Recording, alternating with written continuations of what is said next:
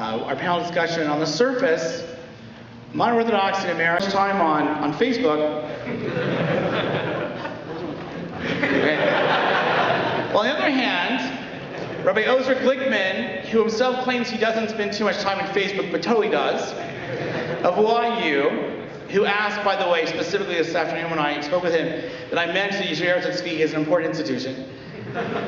He writes the following, referring to what Mr. Rosenblatt said. This is so 1990s in my opinion. The problem isn't Israel turning kids to the right.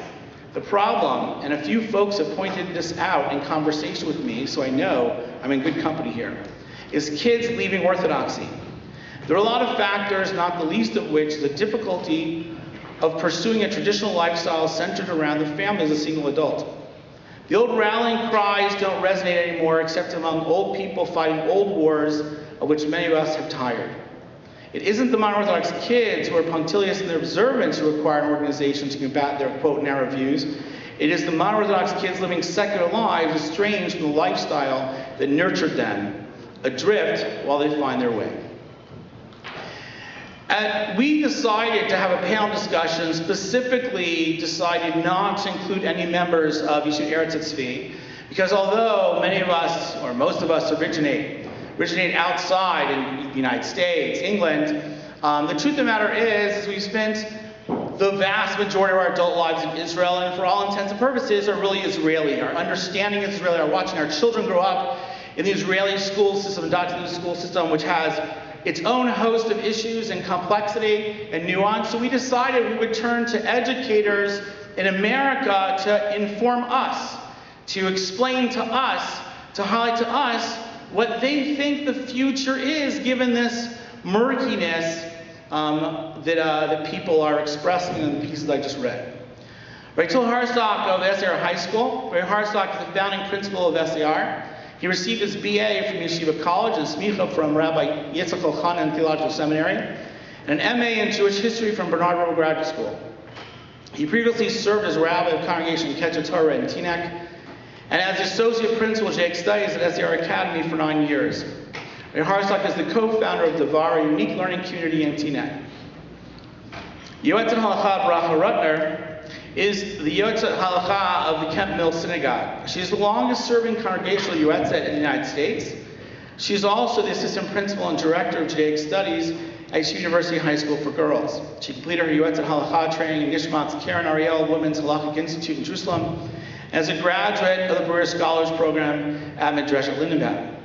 She was also a fellow in the Atid Fellowship Program in Jerusalem and Luxstein Educational Leadership Advancement Initiative. She's a graduate from Talmud Hebrew University, has an MA in Educational Administration from St. John's University. She is currently pursuing her doctorate in Education Administration at the Israeli Graduate School of Education. Dr. Rivka Schwartz, there wasn't enough room for like a table, so I'm standing. Dr. Rivka Schwartz, I feel like Donahue, for those of you who remember back then. Okay. Dr. Rivka Schwartz serves as Director of General Studies at the Frisch High School in Paramus, New Jersey. She previously spent 9 years at SAR High School, most recently as assistant principal. She earned her PhD from Princeton University, writing her dissertation about the cultural history of the Manhattan Project. I actually like to read that. In addition to teaching high school, Dr. Schwartz has served as an adjunct professor of history at Yeshiva and certain colleges. She lectures widely on topics of importance to the contemporary modern Orthodox community, and occasionally on the history of science. Rabbi Jeremy Wieder, Yeshiva University. Rabbi Jeremy Wieder is a Joseph Gwendolyn Strauss Professor of Talmud at Rabbi Yitzchak Elchanan Theological Seminary at Yeshiva University, and an adjunct professor of Bible at Yeshiva College. He is a scholar in residence at Congregation Kilat Jeshurun in Manhattan.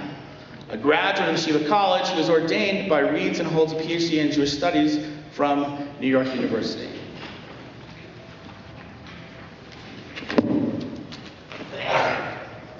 All right, what we're going to do is we're going to begin asking each of you to delineate what you see as the key, the most important top 2 or 3 issues facing Orthodoxy in this generation. And going forward in the next 10 years, Harcsztark, we'll begin with you. Is this working? Yeah. Good evening, everyone. Thank you, Rabbi Berman, and to the Yeshiva, and take the opportunity to wish Mazal Tov to Rabbi and Mrs. Ebner on this wonderful honor. I would like to begin, I guess, saying a couple of things just by way of introduction. First of all, I want to, because I'm going to focus, I think, on the challenges, I want to echo, I think that there is a tremendous amount of thriving, vibrant modern Orthodoxy here in America, which you see every day when I go to school and watch in the community. I think it's a really marvelous thing. The criticisms or the things that I'm going to point to, I want to acknowledge the caveat just from the start that my perspective is as an educator and watching things in schools. I assume if I were a shul rabbi, I would be seeing things differently. And also in terms of the issues, I'm not really going to point so much to the issue as in a list of issues. I think that the gender question would be number one, but I think we're going to talk about that later. I actually would like to spend a couple minutes talking more about some structural things that I think I find myself focusing on all the time when I think kind of bigger picture. And I would put them into three categories. One is a cognitive issue, one is a sociological issue, and one an educational issue. I'll try to explain what I mean. The cognitive one, I would start by way of a story, something that happened just last week. I had a parent who came, asked to meet with me after school, after everybody went home, and he said that he wanted to discuss struggles that he's had with his child, engaging his, was now a 10th grader. And this is a very inquisitive, bright young man. He's not a rebellious boy. He doesn't love going to shul, but he does. He does what he's supposed to do. But the question, or the things that the father was struggling with, is that he said that his son has many questions. Like he's inquisitive, he's thoughtful, and he's engaged in Torah study for part of the day, and engaged in sophisticated general study for another part of the day, and he has lots of questions about God, about the role of prayer, about divine providence. And our question for the evening basically settled on the question of homosexuality, although I don't want to kind of that to serve as a distraction. That's not the topic per se. That's, I think, of importance this evening. But what he was saying is that in conversation with his son, he went kind of down a road which was supportive of what the Torah said. Immediately his son got annoyed and angry with him, and they got into a bit of a tussle. And he's saying, the father comes and says, I don't really know what the right way is. What am I supposed to say in terms of engaging my child around this issue, which he takes very seriously. And I think it's fair to say his generation, Charles' generation, is at a different place naturally, automatically, than the parents, even if the parents' generation is interested in struggling with the question. And then he said one line that really struck me. He said, for me, I've come to terms with the cognitive dissonance that is involved with being a frum Jew in the world. And that struck me very strongly. He said that there is an acceptance, he said, of this kind of cognitive dissonance, where you expect that the Torah is going to say certain things, and it doesn't really sit so well with you, and you also live your modern life, and if you can't bridge them, you can't bridge them, but you got to come to terms with that. And it reminded me of a different story of a parent who was learning with his son for his bar mitzvah, and they were making a siyum on a masechet, and I asked him, how's it going for you? How's the learning going? And he said, it's great, I really enjoy it. The only thing is that my son seems to assume that the Gemara should make sense, in that regular kind of way, and I can't explain it to him. And for me, I think that is, both of those stories are pointing to something that I think is enormously important, and that is that in an age where our kids are growing up engaged in Torah and engaged in the world in the most sophisticated ways. It's amazing, their education is very different than mine. The idea of accepting cognitive dissonance as a Jew is a question. I'll say it as a question, and I think that there are a couple of approaches that people have taken. One is compartmentalization, and I think that the kind of push towards spirituality and singing and dancing and inspiration is a means of gaining, drawing meaning from Yahadut, sometimes because I'm not going to get the kind of intellectual, I'm going to get an intellectual challenge of Talmud Torah, but there is this kind of cognitive dissonance and a spiritual, kind of a move towards the spiritual because it works really well in that side of things. What I find that is tremendously missing and that we really need to work on is engaging large questions and making Talmud Torah and Judaism make good sense. And I don't know, in 5 minutes, I guess I'm speaking in shorthand, and I hope that it kind of resonates in terms of what I'm driving at. But when you learn a sugya, you got to figure out how that sugya is actually talking about real social issues that are important. So I teach 10th grade Kiddushin, and I can assume that it's just a totally different world, or I can explain what are Chazal struggling with in the sugya that actually have important kind of current sense to make. And there are lots of questions, and here's what I would say. I think that there's a whole slew of Jews, and we talk about, quoting Rabbi Glickman, who said that the problem is that there are lots of modern Orthodox kids who are falling away. I think that one thing that's super important is for us to figure out how to engage, how to translate Talmud Torah in a way which is actually addressing real questions, big questions, social questions,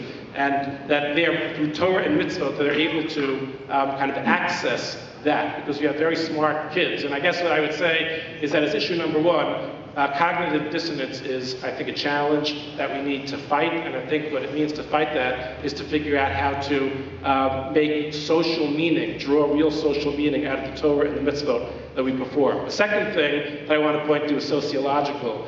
And I'd say that probably resonates with people that over the past 5 years or so we've seen in the blogosphere and kind of, within our modern Orthodox community, this strong push to try to draw lines as to who's Orthodox and who's not Orthodox.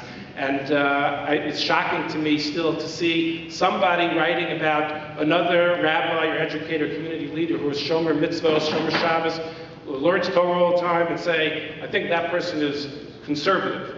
And I think that this drawing of this line drawing, from my vantage point, is working in the opposite direction, in that I think that we're taking Orthodox Jews and trying to draw a line and put some of those Orthodox Jews on the other side, which worries me tremendously. And I think that what should happen is actually the reverse. I'll just say one, sorry for going too long. A statistic that I started to pay attention to in our admissions process in high school, 8th graders, one of the questions that we ask when they fill out applications is we ask the parents to fill in what high school did they, what was their education, what high school did you go to, what college did you go to. And I started to notice that many of our prospective parents did not have yeshiva education. And I started to count, and I discovered, at least over recent years, that about 40% of the parents who are applying, whose kids are applying, their parents did not have yeshiva education, which means something very important in terms of people who decided when they were in college, I want to raise my children from.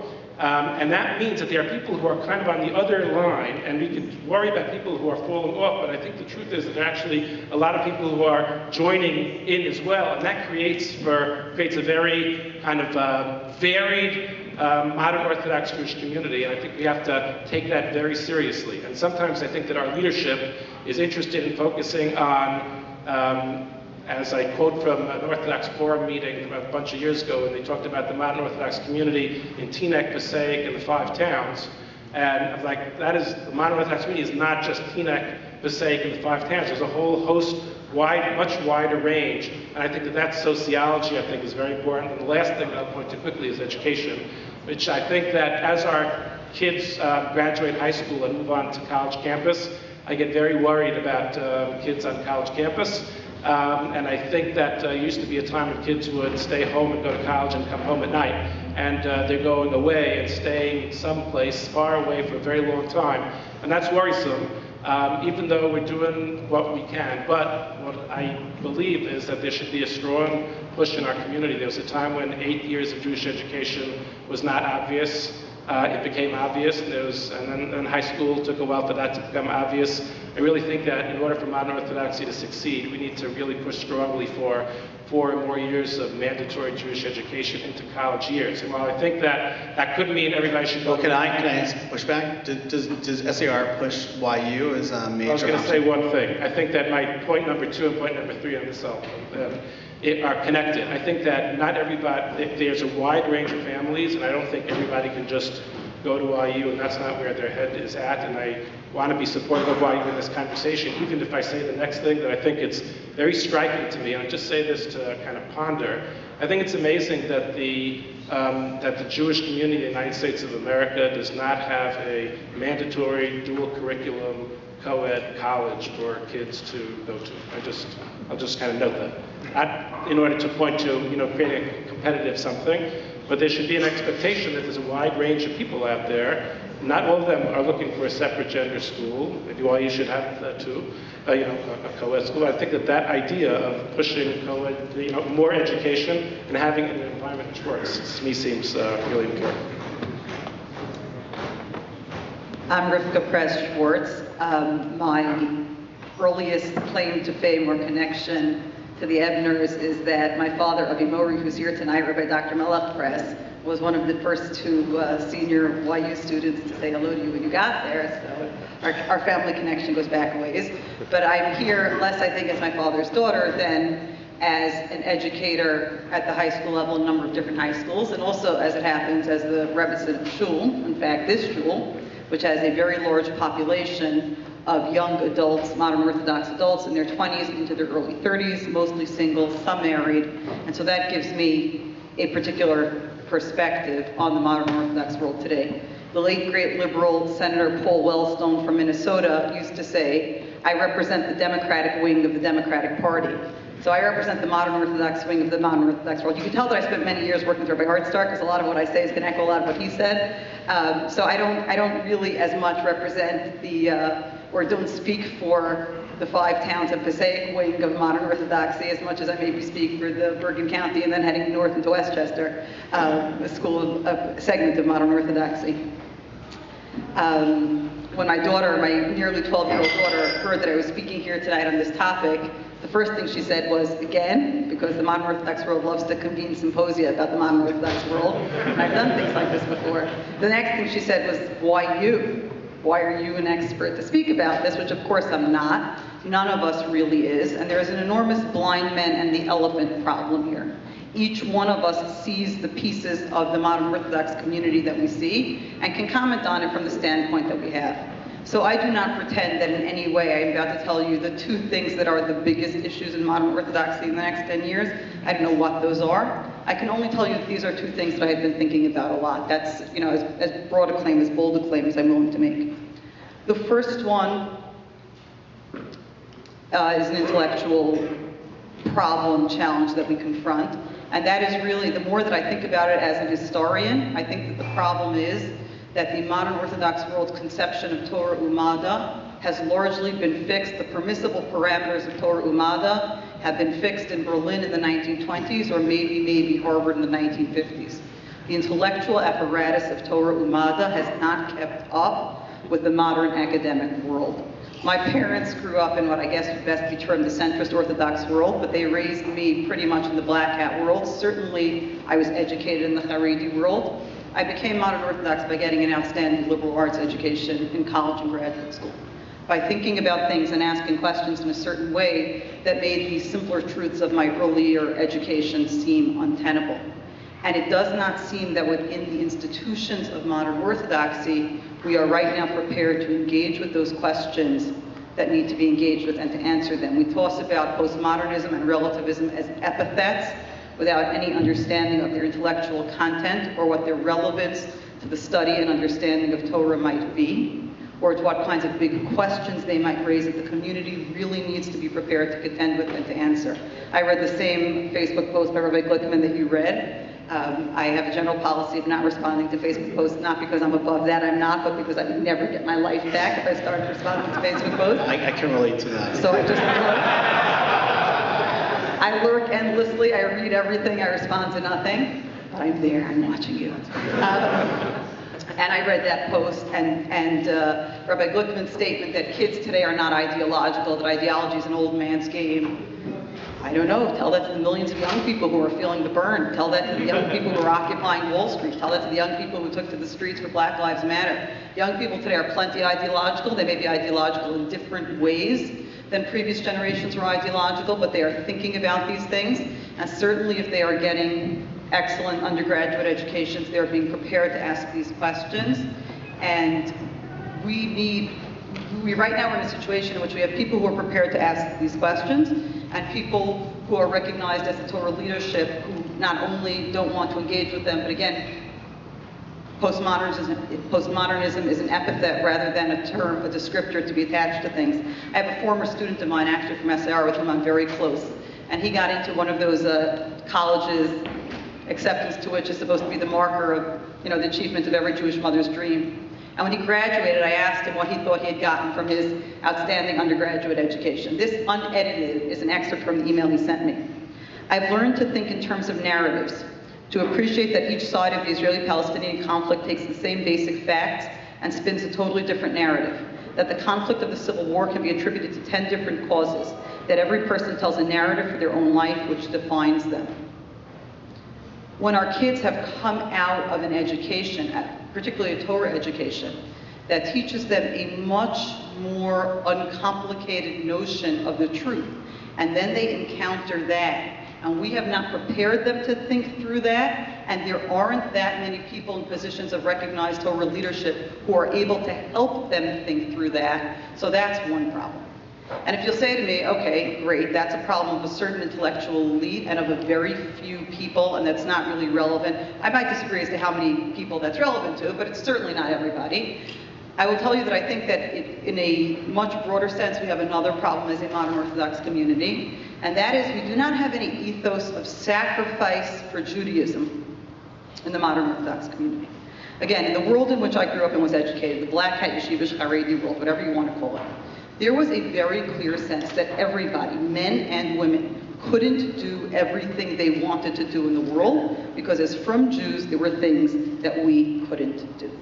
I danced ballet seriously until I was 13, and then it was time to start partnering classes, and there was no chance in the world that I was going to do partnering classes, and that was the end of that.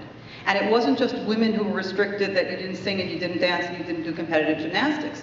Men, if anything, had their options constrained in more ways. There were more things that were off limits for men.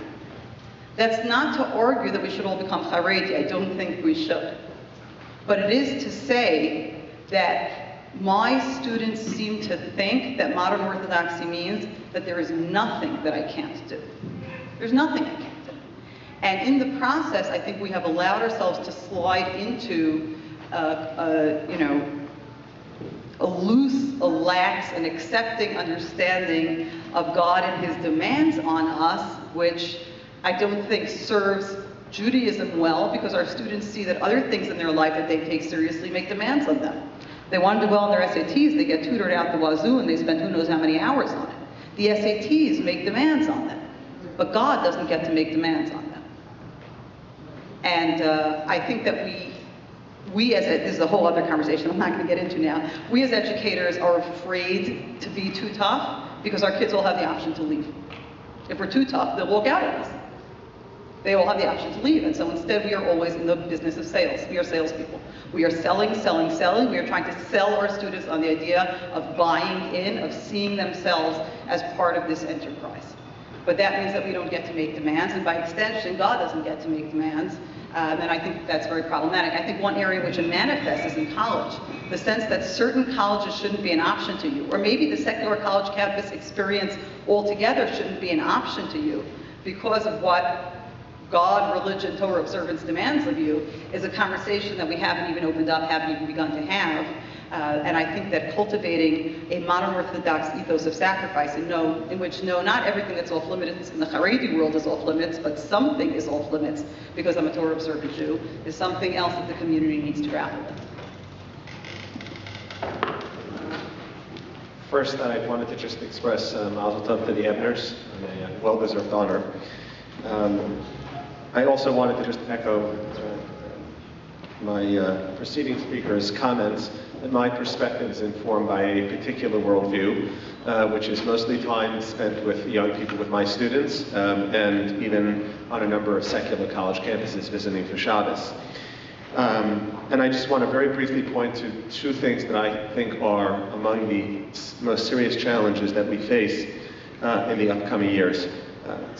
Not everybody in this room is old enough to remember a comment that was written on the war room in the first Clinton election. It was a line by James Carville, and the line read, "It's the economy, stupid." I think that it's not an ideological feature at all, but I think one of the most daunting challenges that the community is facing, that young people are facing even more so, is economics. Both in terms of the broader economy and the choices available to them, and what it looks like going forward in terms of yeshiva tuition and the like. And I will say, from my experience in a different area, I often, students enter my office door, or I should say students who are not my students, who come to talk to me about theological issues. And one of the things that I've discovered over time is that usually, while the questions are very real questions without simple answers, there's usually something else going on in their life. There's a real stress, not an ideological stress, but a personal stress. And the manifestation, or the valve, the safety valve that's trying to relieve the pressure, comes by questioning a theological questioning. And I think that generally stresses in life, in very practical stresses in life, wind up spilling over into a person's religious arena. And so I think that if the community does not confront that particular issue in a serious way, we are doomed. The second is really an ideological issue. And I've had a lot of conversations with students, and one of the things that's become clear to me is that there is a loss of a sense of tzivui. There's a loss of a sense of command. I'm very impressed with something I see in students that I never saw, let's say 15 years ago, is that students are searching for meaning. I'm not sure what has changed that has caused that, but that's a double-edged sword. It's important to find Torah and find meaning in life, to find meaning in Torah and find meaning in life. But I think that we have failed to impart a message that even when Torah is not meaningful, we are still bound, we are still mitzuvah. And what I see among many young people is that their search, if something is not meaningful to them, they simply don't do it. And what that means is that they have, instead of religion, they have a form of called narcissism, or as one student put very astutely to me, instead of seeing man as created in the image of God, they create God in the image of man. And I think that if we need to very seriously address that question, imparting the sense of obligation under all circumstances. I too would like to wish the Ebners a well-deserved milestone. I have the vantage point, both being in high school and working as a Yoetzet, of seeing things from the perspective of young people and also seeing things from the perspective of the more mature community. This past weekend, I know I spent on Friday speaking to a group of senior girls about Tarach and Mishpacha and taking them to visit a mikvah. And then this morning I participated in a health and halacha day with different types of therapists. And I heard the questions from the young women on Friday, and I heard the questions from the audience today. And I really think that there are, in addition to all the other issues that the other panelists mentioned, I think that one of the issues that we're facing is not just an intellectual void, but on some level a spiritual void. That we have a focus on the intellectual rigor. I know I teach Gemara, and I'm teaching Masachet Sanhedrin, and we're talking about the intricacies of the Beit Din, and we're talking about the intricacies of the requirement of the witnesses. And somehow in all of this, the spirit of the law and the ideas and the excitement are not always there. And I think that we've seen this in the rise of Neo-Hasidism and the rise in maybe perhaps ideology, but the young people are really excited about different topics. We're always searching for meaning. I think this is true not just in Judaism, I think this is true in the world at large. We're searching for meaning. And sometimes we don't always feel that spiritual connection to the Torah that we're learning and to the ideas that we're learning. And I think in some sense that that's not there. How often do we have a conversation about belief in God? I know I don't have those often. I'm thinking about that right now in graduate school. We're doing a whole unit on spirituality. And a lot of the topics and questions that we're focusing on, I find we don't talk about in schools. And we certainly don't talk about as adults. And I think on some level, that's really a void and something that we really need to work on. A lot of people, and I think this affects different areas of our practice also. Someone may say, I feel excited about a certain aspect of halacha. I feel excited about davening a certain type of minyan. But that minyan might not be accepted within the modern Orthodox community. Or I feel excited about stepping outside of the bounds of halacha. And if the halacha itself doesn't excite me, maybe I'll go find excitement. Maybe I'll go find meaning somewhere else.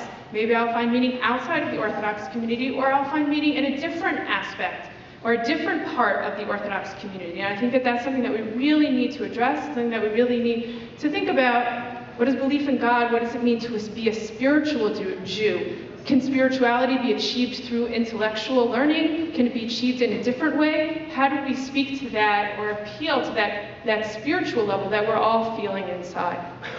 And another issue that I also think that we're facing is, what does it mean to be a Jew? What is our definition of a Jew? I think this is an issue that we're facing not just in America as Orthodox Jews, but this is something that we're facing also in Israel. I've seen in my experience talking about conversion. I think we're trying to define, what does it mean to be a Jew? What does it mean to be a practicing Jew? And I think this is an issue that we're facing in society at large.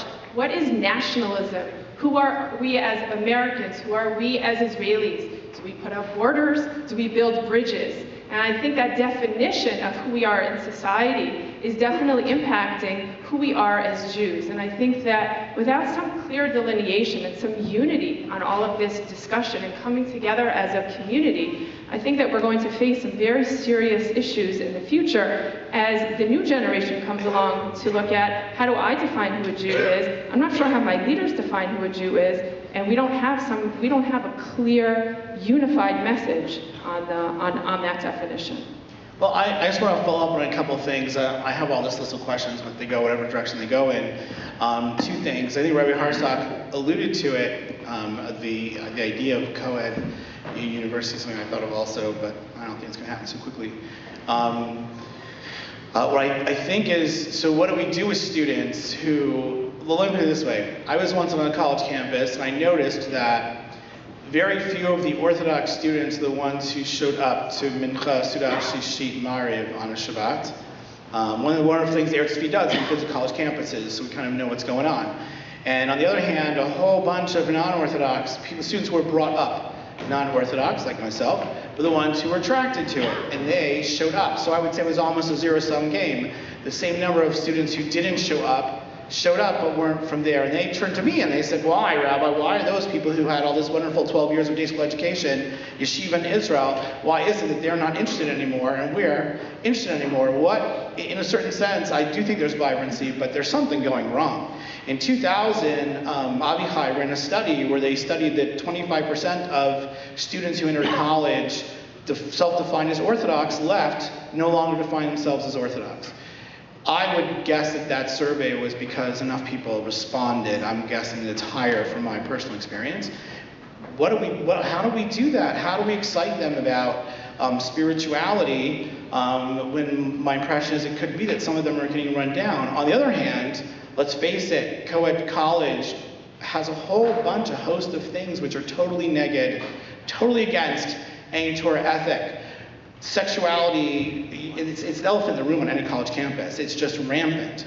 As one student said when I wrote an article a number of years ago, that in my article she said, did you emphasize the fact that if you're not sexually active, then you're just weird, right? So you're swimming against a huge stream. On the one hand, some people are being attracted to that stream. On the other hand, people are being very torn off by that stream. So what should we do? What should we be teaching?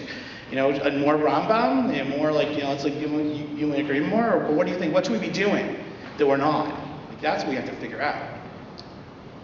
Before we talk about what we should be doing that we're not, can I offer a little bit of historical perspective here? I think that the question of what are we doing wrong that our kids are falling away ignores the truth for pretty much all of Jewish history, and that is the limiting factor on Jewish assimilation has always been the willingness of the non-Jews around the Jews to accept them.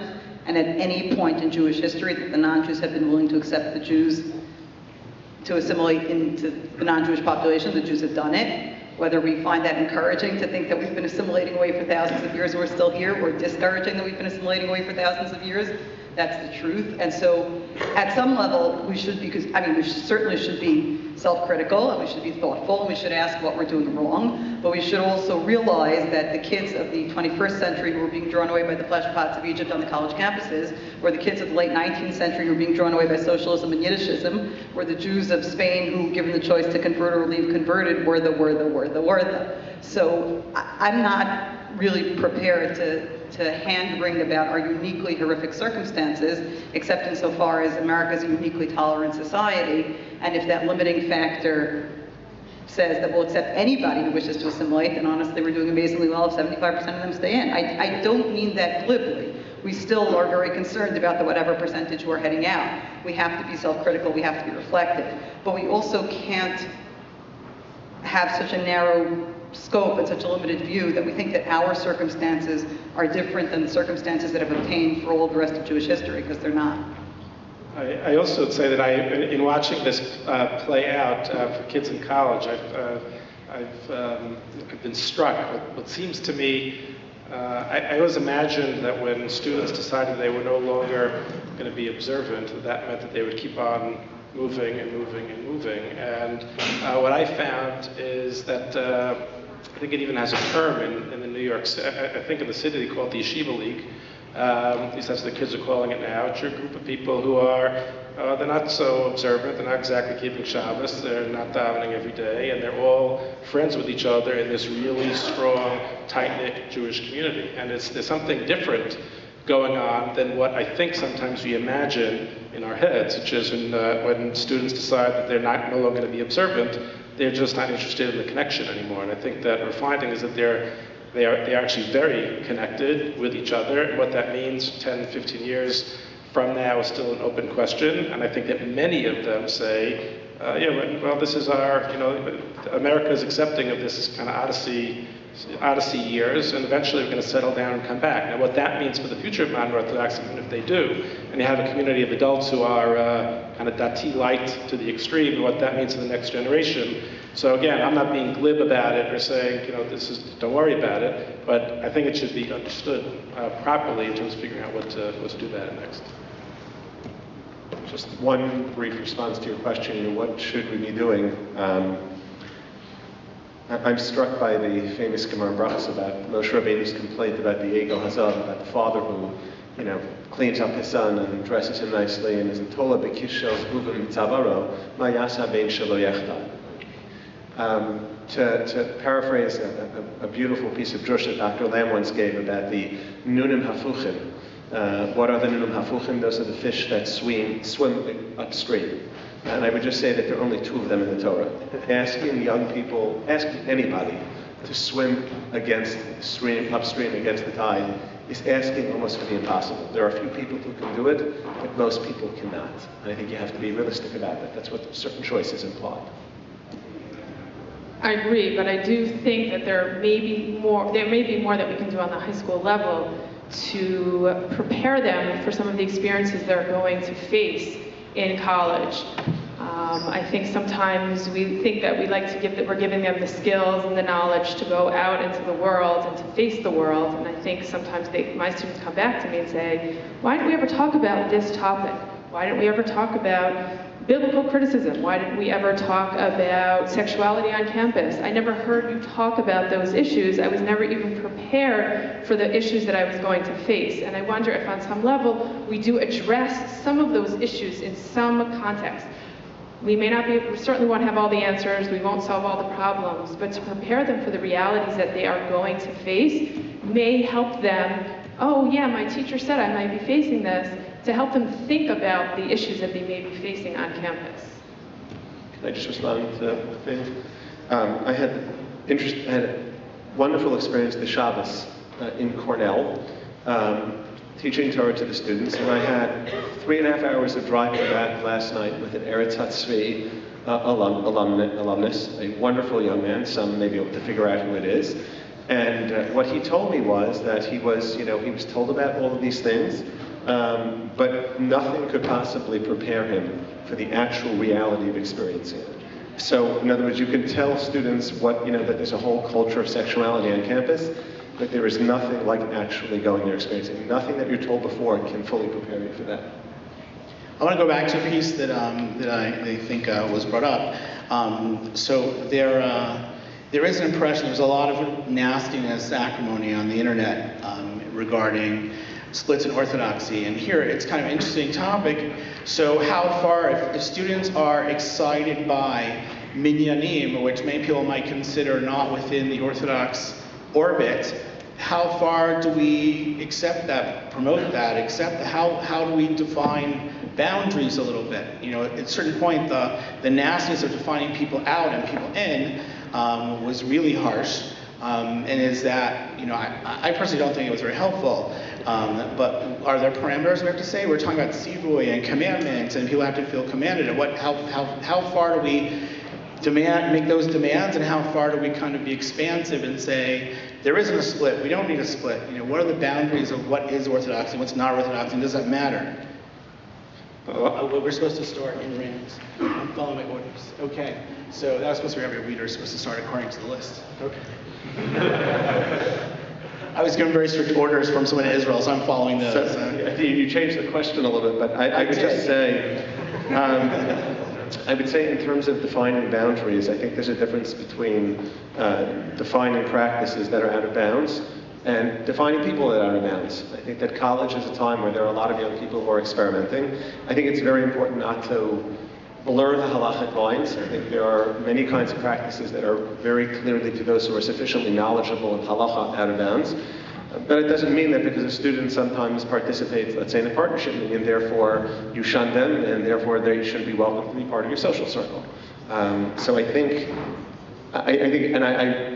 this, even on this particular college campus that I was at, this is a struggle as well. How do you not allow certain, you know, boundaries, certain practices to be accepted in the Orthodox community, and at the same time you don't want to be alienating students, you know, who are choosing to do those things.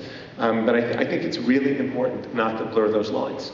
You know, if it's perhaps simplistic, but to borrow, you know, Bruria's line of Yitanu Chatam in Eretz, you know, Chataim V'lo Chotem. So I think that, and I don't mean that in the harsh sense of describing, you know, people who are engaging in these practices, but I think we can accept, you know, students as part of the community and let this be their time they want to experiment. But I think we have to be very careful, at least in pushing those halachic boundaries beyond where they can go.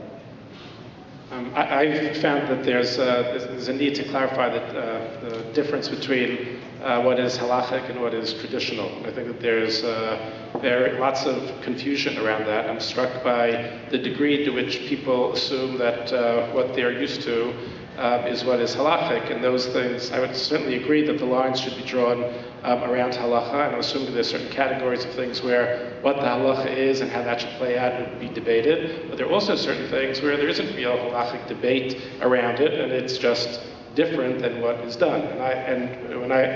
The way in which I think it is important to be able to kind of spread the net a little wider and be more inclusive is that when there is something that is halachically permissible, but not necessarily what people are used to, or not what has been done for one reason or another, I think there should be openness to considering that. If you have a Sifet Shulchan Aruch that says that that's okay. The subtext overwhelms.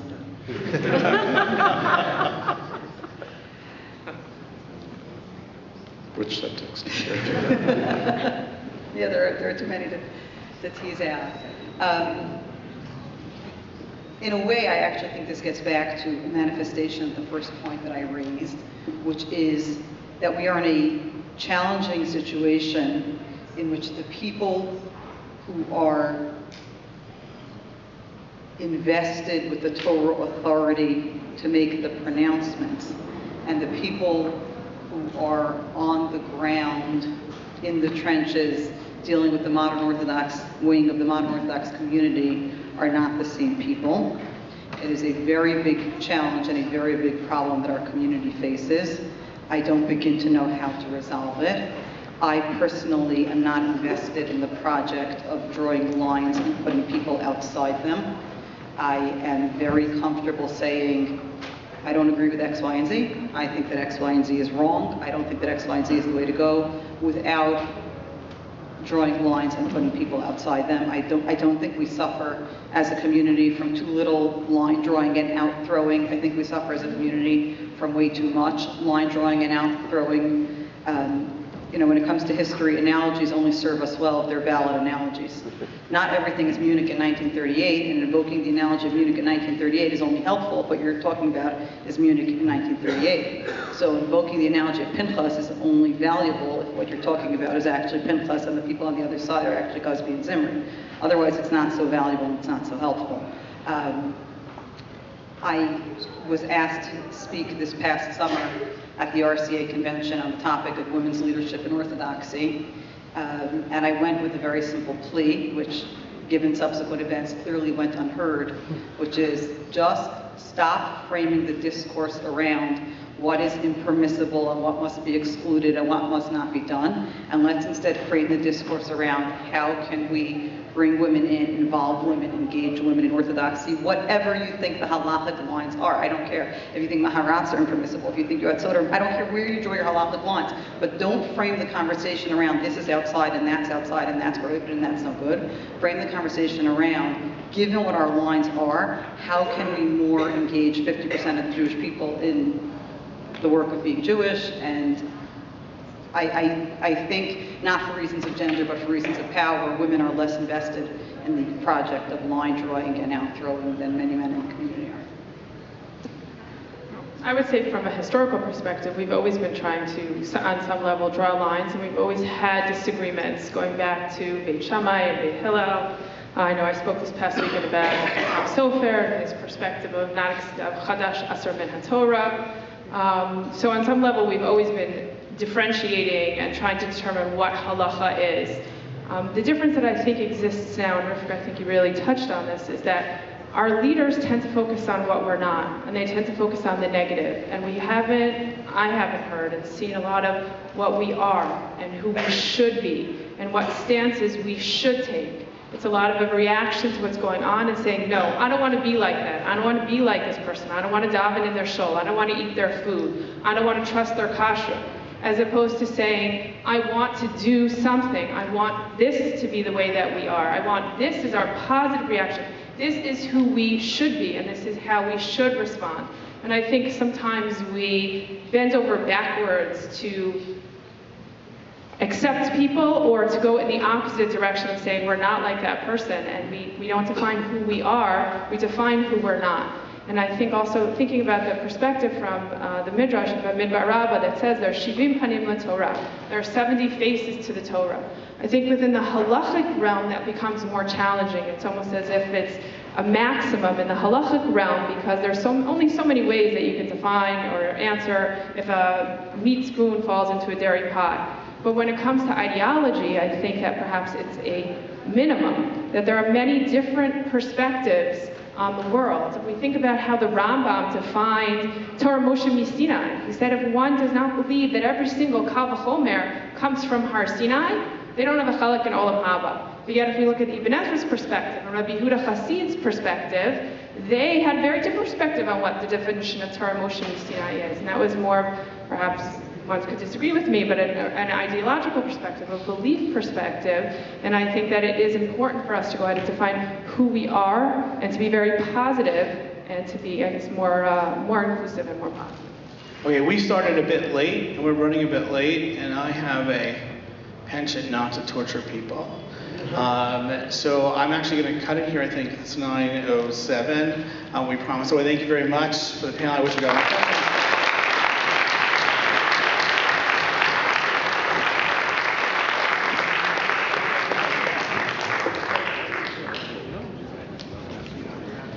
There's dessert in the other room. And, yeah, we can have the bar. And there's dessert in the other room and bar right now.